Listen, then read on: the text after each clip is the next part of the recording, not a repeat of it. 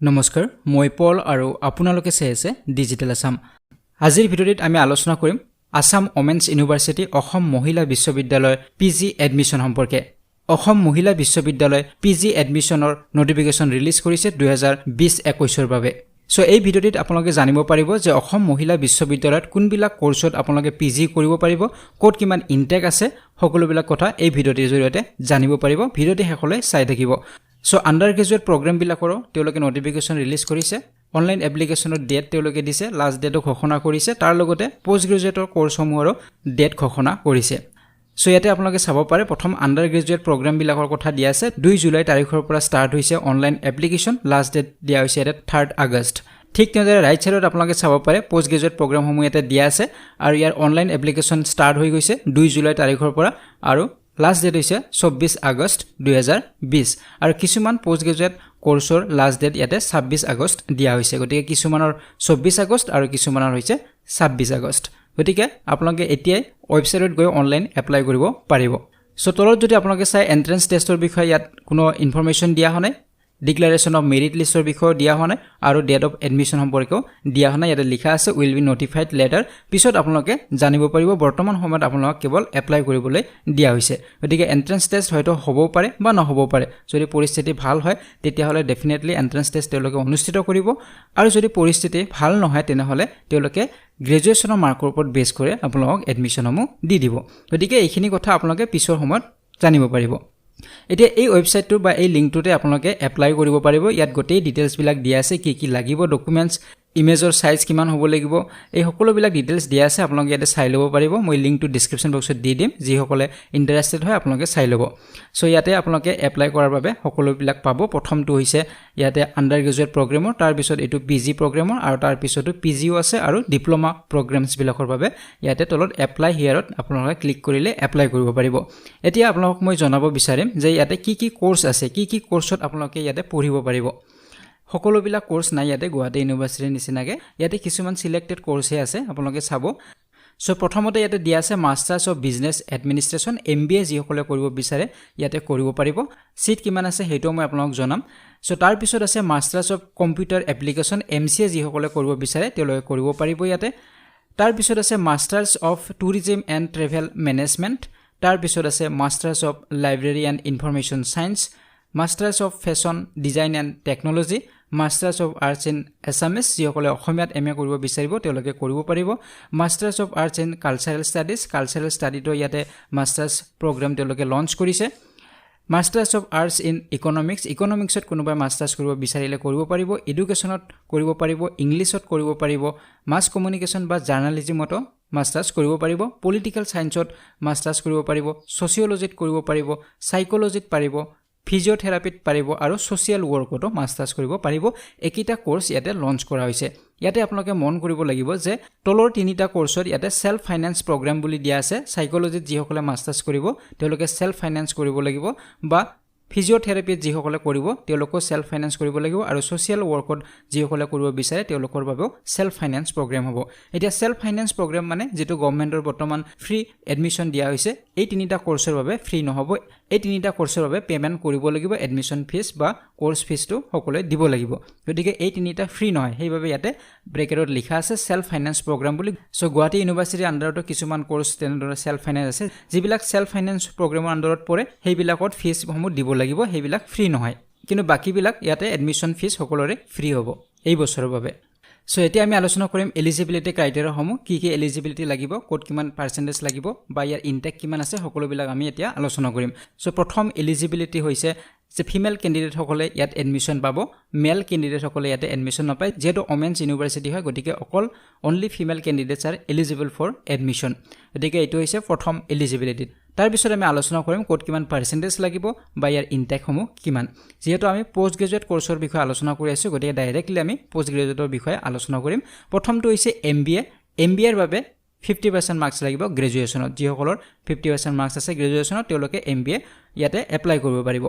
intact হৈছে total 30 seat আছে 25 plus 5 দিয়া আছে 25 হৈছে জেনাৰেল সিট আৰু বাকি পাঁচটা হৈছে এন্ডোমেন্ট বুলি কোৱা হ'ব একিটা হাই ফিস ইয়াতে দিব লাগিব জেনাৰেল ফিসতকৈ ইয়াতে বেছি হ'ব যেহেতু এইবাৰ এডমিশন ৰেহাই দিয়া হৈছে গতিকে এই 25 যেটো সিট ইয়াৰ বাবে এডমিশন ফিজ নালাগিব কিন্তু এই বাকি পাঁচটাৰ বাবে লাগিব গতিকে এই পাঁচটা হৈছে এন্ডোমেন্ট বা ইয়াতে হাই ফি আপোনালোকে দিব লাগিব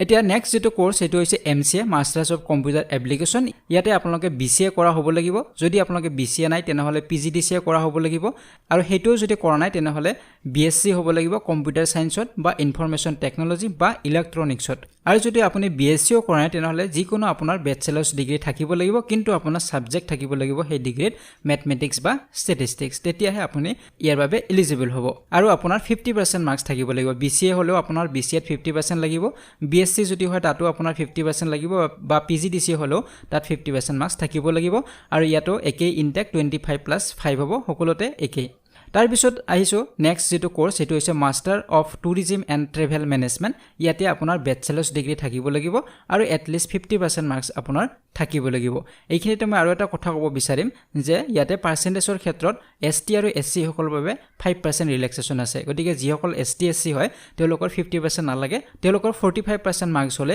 এলিজিবল হ'ব এতিয়া নেক্সট যেটো কোৰ্স আছে হেটো হৈছে masters of library and information science ইয়াতো একে ব্যাচেলাৰ্স ডিগ্ৰী থাকিব লাগিব আৰু এট লিষ্ট 45% মাৰ্কস থাকিব লাগিব ST SC সকলৰ বাবে 40% মাৰ্কস থাকিব লাগিব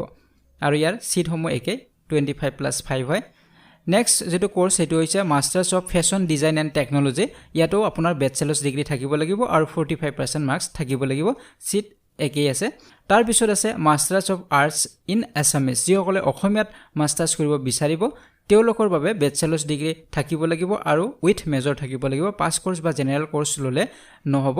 অসমীয়াত মেজৰ লৈ যদি পাস কৰিছে আৰু 45% মাৰ্ক যদি আছে তেনেহলে আপোনালোকে আছামিজৰ বাবে এপ্লাই কৰিব পাৰিব ইয়াতো সিট কেপাসিটি একেই আছে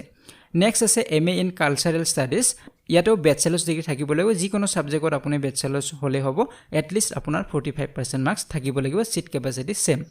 নেক্সট আছে masters of arts in economics ইকোনমিক্সত যিসকলে MA কৰিব বিচাৰিব তেওঁলোকৰ বাবে ব্যাচেলাৰ্স ডিগ্ৰী থাকিব লাগিব আৰু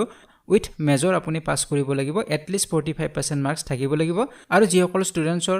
HSত বা ডিগ্ৰীত ম্যাথমেটিক্স বা ষ্টেটিষ্টিক্স আছিল তেওঁলোকক প্ৰিফাৰেন্স দিয়া হ'ব গতিকে টোটাল ইয়াতে সিট একে 30-25+5 হ'ব নেক্সট যেটো কোর্স এটো হৈছে master of arts in education যিসকলে এডুকেশ্যনত মাস্টাৰ্স কৰিব বিচাৰিব একেই সেম হয় ব্যাচেলাৰ্স ডিগ্ৰী থাকিব লাগিব উইথ মেজৰ হ'ব লাগিব পাস কোৰ্স হলে নহব মেজৰ লৈ পাস কৰিব লাগিব 45% মাৰ্কস থাকিব লাগিব সিট কেপাসিটি একে নেক্সট আছে masters of arts in English যিসকলে ইংলিছত মাস্টাৰ্স কৰিব বিচাৰিব একেই হয় ব্যাচেলাৰ্স ডিগ্ৰী থাকিব লাগিব উইথ মেজৰ পাস কৰিব লাগিব এট লিষ্ট 45% মাৰ্কস থাকিব লাগিব সিট কেপাসিটি সেম নেক্সট যেটো আছে হেটো হল masters of arts in mass communication and journalism ইয়াতো ব্যাচেলাৰ্স ডিগ্ৰী আপোনাৰ থাকিব লাগিব যিকোনো সাবজেক্টত আপুনি ব্যাচেলাৰ্স ডিগ্ৰী ল'ব পাৰে এট লিষ্ট 45% মাৰ্কস থাকিব লাগিব সিট কেপাসিটি সেম নেক্সট যেটো কোৰ্স আছে masters of arts in political science যদি আপুনি মাস্টাৰ্স কৰিব বিচাৰে ব্যাচেলাৰ্স ডিগ্ৰী থাকিব লাগিব তাৰ লগতে আপোনাৰ মেজৰ সাবজেক্ট লৈ আপুনি পাস কৰিব লাগিব মানে পলিটিক্যাল সায়েন্সত আপুনি মেজৰ লৈ পাস কৰিব লাগিব আৰু এট লিষ্ট 45% মাৰ্কস থাকিব লাগিব নেক্সট কোৰ্সটো হৈছে মাস্টাৰ্স অফ সোশিয়োলজি এতিয়া সোশিয়োলজিত যিসকলে মাস্টাৰ্স কৰিব বিচাৰিব তেওঁলোকৰ একে ডিগ্ৰী থাকিব লাগিব ব্যাচেলাৰ্স ডিগ্ৰী আৰু তাত সোশিয়োলজিত মেজৰ লৈ পাস কৰিব লাগিব আৰু 45% মাৰ্কস থাকিব লাগিব ইয়াতে আৰু এটা কথা উল্লেখ কৰা আছে যদি আপোনাৰ গ্ৰেজুৱেচনত সোশিয়োলজিত মেজৰ নাছিলে তেতিয়া বেলেগ সাবজেক্টত মেজৰ থাকিলেও হ'ব কিন্তু 45% মাৰ্কস থাকিব লাগিব সিট কেপাসিটি ইয়াতো সেম আছে নেক্সট যেটো কোৰ্স এটো হৈছে masters of arts in psychology so ইয়াতো সেম হয় ব্যাচেলাৰ্স ডিগ্ৰী আপোনাৰ থাকিব লাগিব সাইকোলজিত আৰু 45% মাৰ্কস আপোনাৰ থাকিব লাগিব ইয়াতে টোটাল 30 সিটস আছে কাৰণ ইয়াতে 25+5 এই কাৰণে নাই কাৰণ এটো সেলফ ফাইনান্স কোৰ্স হয় সকলো বিলাক সিটৰ বাবে ইয়াতে পইচা দিব লাগিব মানে ফিজ দিব লাগিব এই কোৰ্সটোৰ বাবে আপোনাৰ কোনো ধৰণৰ ৰেহাই নাই নেক্সট যেটো কোৰ্স এটো হৈছে MSW মাস্টাৰ্স অফ সোশিয়াল ইয়াতো সেমে হয় ব্যাচেলাৰ্স ডিগ্ৰী আপোনাৰ থাকিব লাগিব যিকোনো সাবজেক্টত হলেও হ'ব আৰু 45% মাৰ্কস আপোনাৰ থাকিব লাগিব টোটাল সিট ইয়াতো 30 আছে আৰু এটো সেলফ ফাইনান্স কোৰ্স হয় ইয়াতো ফ্ৰী নহব এই কোৰ্সটোৰ বাবে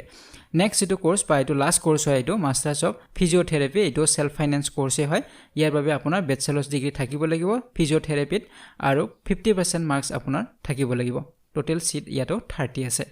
গতিকে এইকেইটা কোৰ্স আৰু এইখিনি ইনটেক আছিল বা এলিজিবিলিটি ক্ৰাইটেৰিয়া গোটেইখিনি আপোনাক জনাই দিলো সো আপোনালোকে এপ্লাই কেনেদৰে কৰিব এপ্লাই কৰাৰ বাবে আপোনালোকে অনলাইন পৰ্টেলত যাব লাগিব মই লিংক এটা দিয়ে দিছো আপোনালোকক ডেসক্ৰিপচন বক্সত তাত গলে আপোনালোকে সকলোবিলাক লিংক পাই যাব অনলাইন এপ্লিকেশনৰ লিংকও পাব আপোনালোকে এই পিডিএফ ফাইলটো ডাউনলোড কৰি ল'ব পাৰিব ইয়াতে গোটেইবিলাক ডিটেইলছ জানিব পাৰিব যিমান ডিটেইলছ আপোনালোকে জানিব বিচাৰে সকলোবিলাক ডিটেইলছ ইয়াতে জানিব পাৰিব সকলোবিলাক ইনফৰমেশনে আপোনালোকে পিডিএফ ফাইলত পাব ইয়াৰো লিংক মই দি দিম আৰু অনলাইন পৰ্টেলৰ আপোনালোকক লিংক মই দি দিম ইয়াতে আৰু এটা মই কথা আপোনালোকক ক'ব বিচাৰিছো ইয়াতে আপোনালোকক মেডিকেল ফিটনেস সাৰ্টিফিকেটৰ এখন দিব লাগিব হেতু এপ্লাই কৰাৰ সময়তো দিব পাৰে বা যদি নিদিয়ে এডমিশনৰ সময়ত আপোনালোকে মেডিকেল ফিটনেস সাৰ্টিফিকেট এখন দিব লাগিব এটো কোভিড-19ৰ কাৰণে তেওঁলোকে কৰিছে তাৰ ওপৰত যিসকলৰ গ্যাপ আছে এবছৰ বা দুবছৰ গ্যাপ হৈছে গ্ৰেজুৱেচন দুবছৰ আগতে কৰিছে বা এবছৰ আগতে কৰিছে তেওঁলোকে গ্যাপ সাৰ্টিফিকেট এখন সাবমিট কৰিব লাগিব গতিকে বেছি দীঘলীয়া নকৰো ভিডিওটি যিসকলে ইন্টাৰেষ্টেড হয় আপোনালোকে ডাইৰেক্টলি ওয়েবসাইটত ভিজিট কৰিব পাৰে তাত গলো আপোনালোকে লিংকসমূহ পাব নাইবা ভিডিওটিৰ ডেসক্ৰিপচন বক্সত আপোনালোকে যাওক তাত এটা লিংক দিয়া আছে সেই লিংকত ক্লিক কৰিলে আপোনালোকে ডিটেইলছ জানিব পাৰিব বা লিংকসমূহ আপোনালোকে তাতেই পাব গতিকে যদি ভিডিওটি ভাল লাগিছে লাইক আৰু শেয়াৰ কৰিব নাপাৰিব যদি প্ৰথমবাৰ চেনেলত ভিজিট কৰিছে তেনেহলে চেনেলটি সাবস্ক্ৰাইব কৰক আৰু কাষৰে থকা বেল আইকনটি প্ৰেছ কৰিবলৈ একেবাৰে নাপাৰিব পৰৱৰ্তী ভিডিওত পুনৰবাৰ লগ পোৱাৰ আশাৰে আজিলৈ বিদায় লৈছো ধন্যবাদ